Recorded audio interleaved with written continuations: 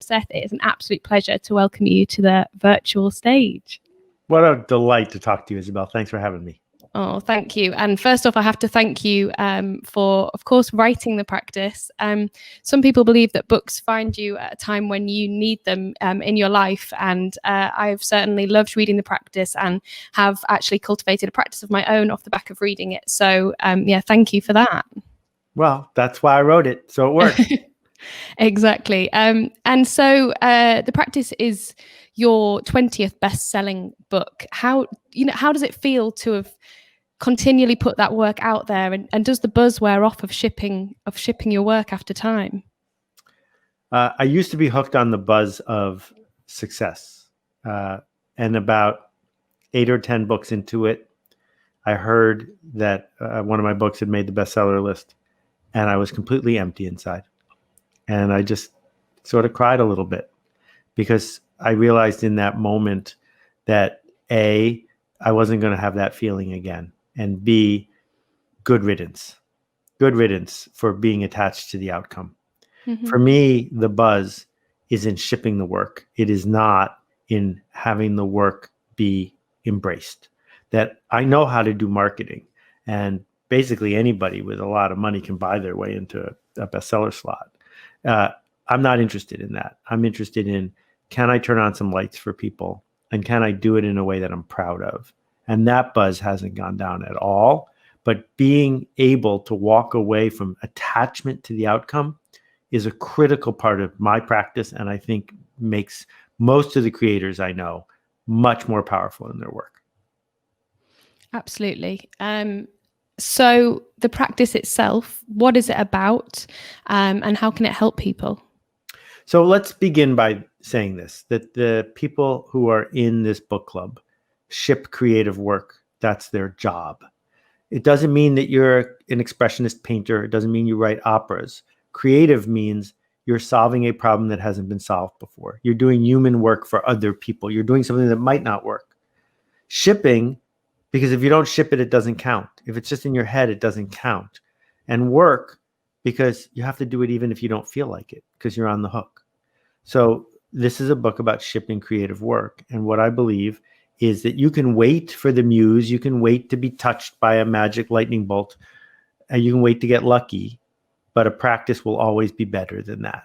And a practice doesn't guarantee it's going to work, but a practice, a way of thinking about your work and doing it on the regular, is the single best way to be a productive contribution. Wow. And you just mentioned the idea of being on the hook. And towards the start of the book, you share a Turkish phrase, which I don't think my linguistic skills will allow me to have a go at saying, but it translates as "there is bread on the hook." Can you tell us a bit about that idea and how we can apply this idea of being on the hook to our own creative work? Well, so in the US, the phrase on the hook brings to mind fishing.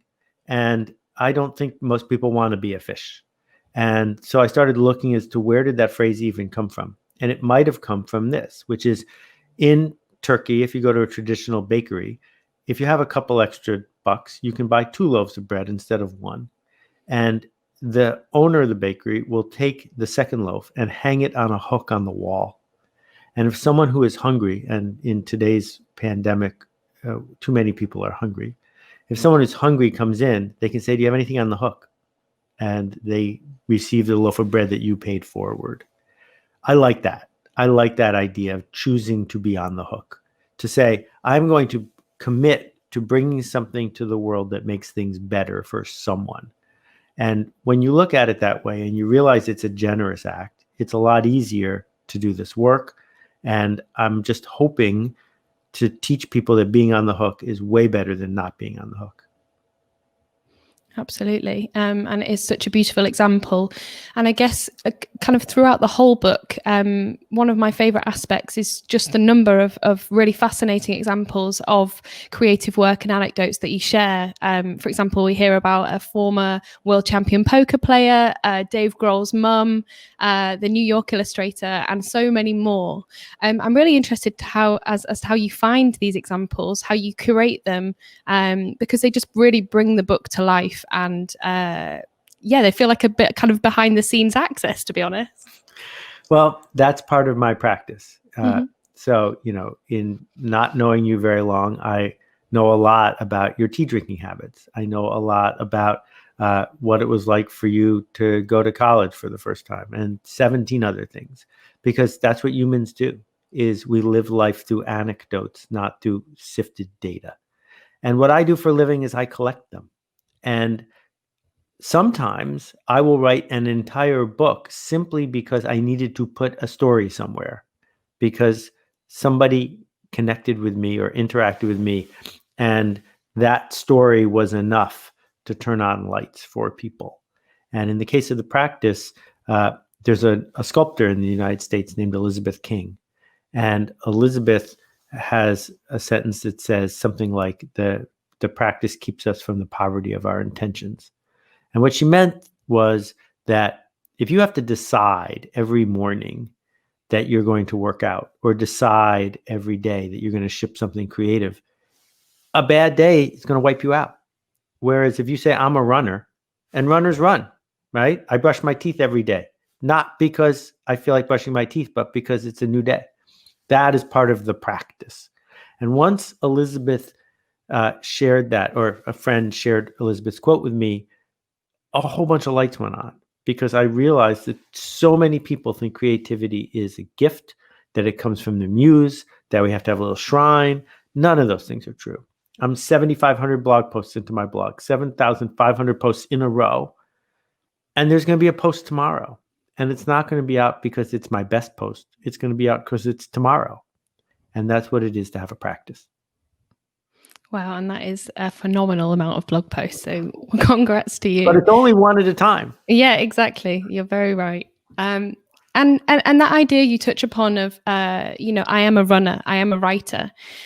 A word I've always struggled with is the word aspiring. When people say that they're an aspiring writer, and this was probably, maybe, as you say, when I was finishing university myself, and I was kind of thinking, well, who am I? What do I want to be? And people were saying, oh, you're an aspiring writer? And I was like, well, no, because I already do the writing. And I just wondered what your thoughts were on the word aspiring.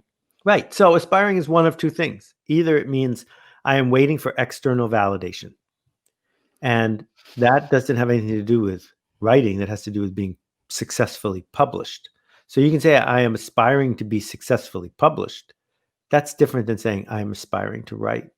If you are aspiring to write, what you're really waiting for is reassurance and a guarantee. And those are traps. And what you need to do is simply write. Exactly that. And so a theme that runs through some of your previous books and is prevalent in the practice is the idea of creating for your minimum viable audience, and creating for someone instead of everyone. I wanted to know who you wrote the practice for. You know the answer to that. I wrote it for you, Isabelle. Thank you. I did. I'm not pandering here. That's exactly who I wrote it for. And, fortunately for my publisher, there's more than one of you in the world. Mm-hmm. There are a lot of people who don't get the joke. Fine with me. That, J.K. Rowling has more 1-star reviews on Amazon than I do, but I have 1-star reviews too. Fine. Those people are not saying I'm a bad writer. They're saying I didn't write the book for them. It's true. I didn't. Okay. Thanks for letting me know. And the idea when you sit down to write a book is to say, what change do I seek to make? Mm-hmm. And who is enrolled in this journey?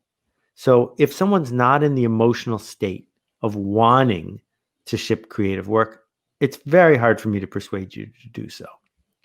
But if you do want to do that, but you've been frustrated at your method, at your approach, at your narrative, if you need not reassurance, because I offer none, but if you need to know that others have been in the same boat, then a book is a useful tool. But the real win of books, and that's why book clubs are so important, is a book is a complete package all in itself. There are no links to other things.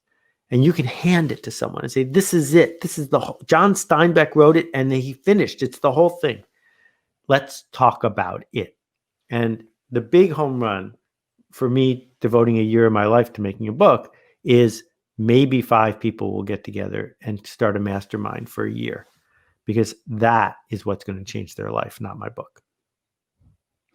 And why now? Why now have you dedicated a year of your life to write the practice? Well, I don't think very many of us are going to miss 2020.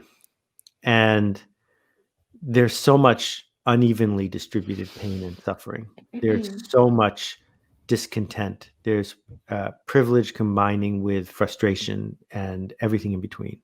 So how are we going to make things better? Well, I'm not sure we're going to make things better because someone is going to come on a white horse and fix everything. I think we're going to make things better peer to peer, person to person. We're going to patch over so many of the amplified challenges that social media has brought to us.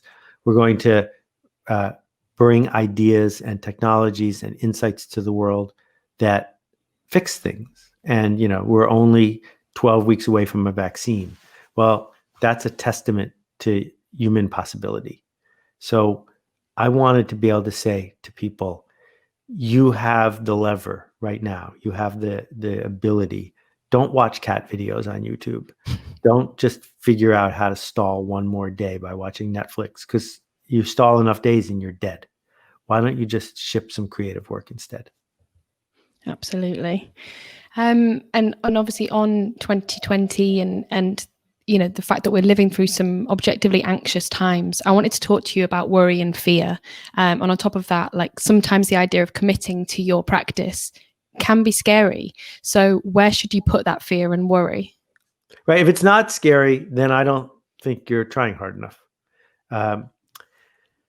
If you're a runner and you run a marathon, you're going to get tired. Don't go to a coach and ask for coaching on how to not get tired. That's an absurd thing. And in fact, as you get into better shape, you should run faster so you get tired again. That's the purpose. That's how you know you're onto something. And the same thing is true with our fear. We cannot make our fear go away if we're doing important work. And I wrestle with my fear every single day, but it doesn't go away. But that doesn't mean I can't dance with it. It doesn't mean I can't use it as a compass. And it is telling me if I'm onto something. And if there are too many hours in a row where I am not feeling fear, then I have to look hard in the mirror and say, well, how could I work harder? Absolutely. So we've just got kind of 2 minutes left. For people listening who want to take steps to create their own practice and they haven't picked up the book yet, what would kind of your 3 top tips and tricks be? I have one, which is please don't look for tips and tricks. Tips and tricks are an internet trap. And, we've put an infinite number of tips and tricks into the world in the last 15 years, and it hasn't improved the lives of very many people. That if you want to learn to be a great chef, don't look for tips and tricks on how to boil an egg. And if you want to learn to ship creative work, if it's really important to you and you realize it will change your life and the life of other people, allocate more than 15 seconds to figuring out how to do it. What I'm trying to sell people on is committing to a journey. And you don't commit to a journey at the same time you're looking for tips and tricks. Thank you. So we're at the end of our time, but I just wanted to ask you then, in roughly 15 seconds, what do you want people picking up the practice to take away with them? I would really like people to have a conversation with each other about this. I know that when I've hit speed bumps in this 40-year career, and there have been plenty, the easiest way through a speed bump is not when someone reassures me. It's when someone has my back. And those are different things. And right now, when we are so disconnected and feeling so alone, you need someone who's got your back.